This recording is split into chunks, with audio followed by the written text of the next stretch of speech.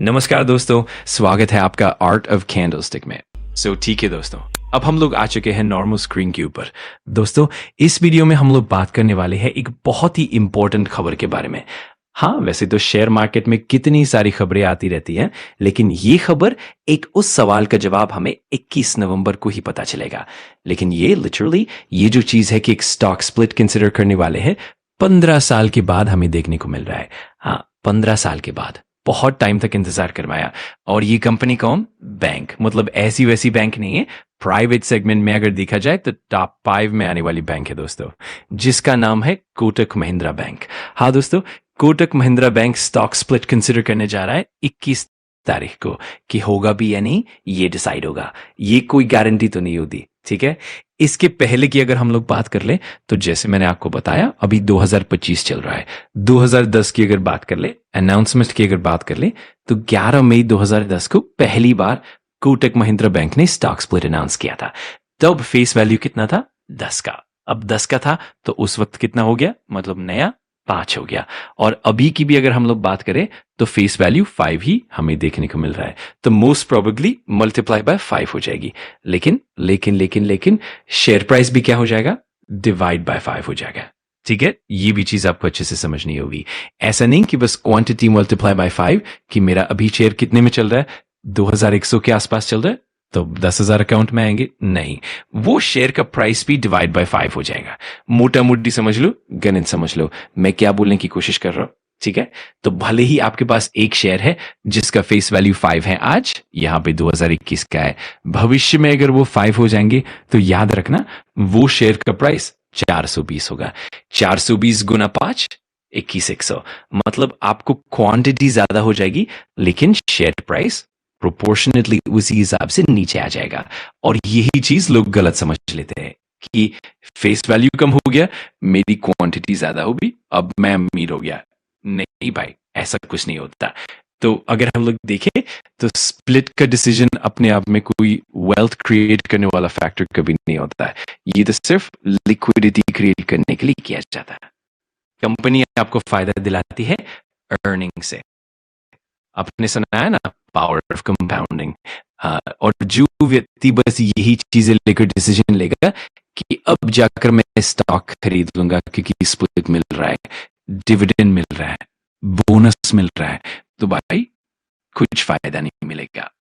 तो कोटक बैंक की अगर बात कर ले, ये चीज अगर होगी, हाँ हम लोग थोड़ा सा अगर बात करें कि 21 तारीख को मान लो स्प्लिट अगर उन्हें दे दिया और फेस वैल्यू 1 का कर दे दिया, तो 1 के बदले 5 का अगर गणित लगाते हैं तो HDFC bank, axis bank, ICICI bank, ठीक है। तो चौथे नंबर पर कोटक बैंक आता है। शेयर प्राइस के हिसाब से सबसे सस्ता स्टॉक, सस्ता मतलब मैं न्यूमेरिकली बात कर रहा हूं, ठीक है। 500 के अंदर आपको कोई भी बैंक स्टॉक मिलता नहीं है, ना तो HDFC, ना तो एक्सिस, ना तो ICICI।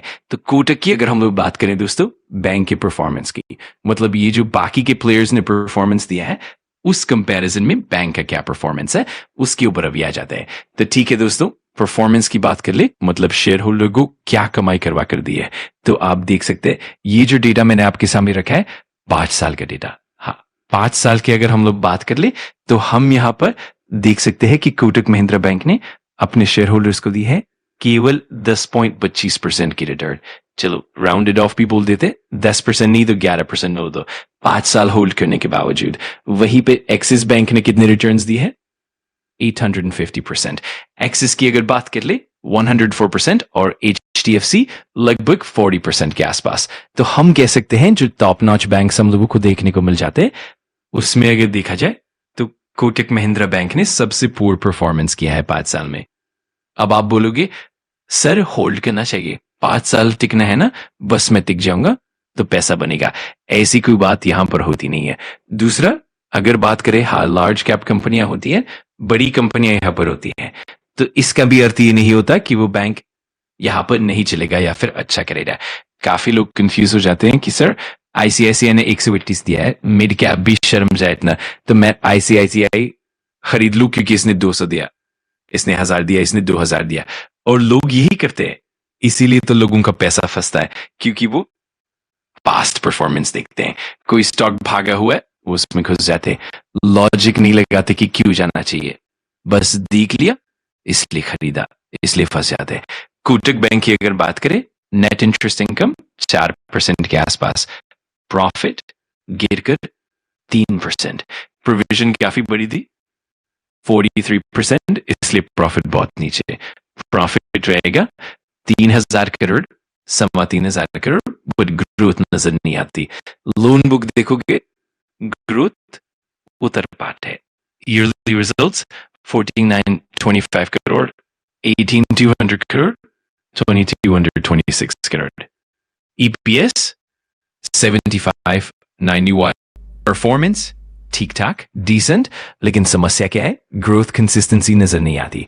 Revenue profit flat zone, और यही सबसे बड़ी दिक्कत होती है।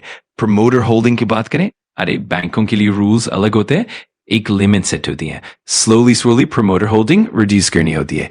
तो प्रमोटर के पास लगभग 26%, FII 32%, पब्लिक 12.5%, इंश्योरेंस अन्य ठीक ठाक पैटर्न है।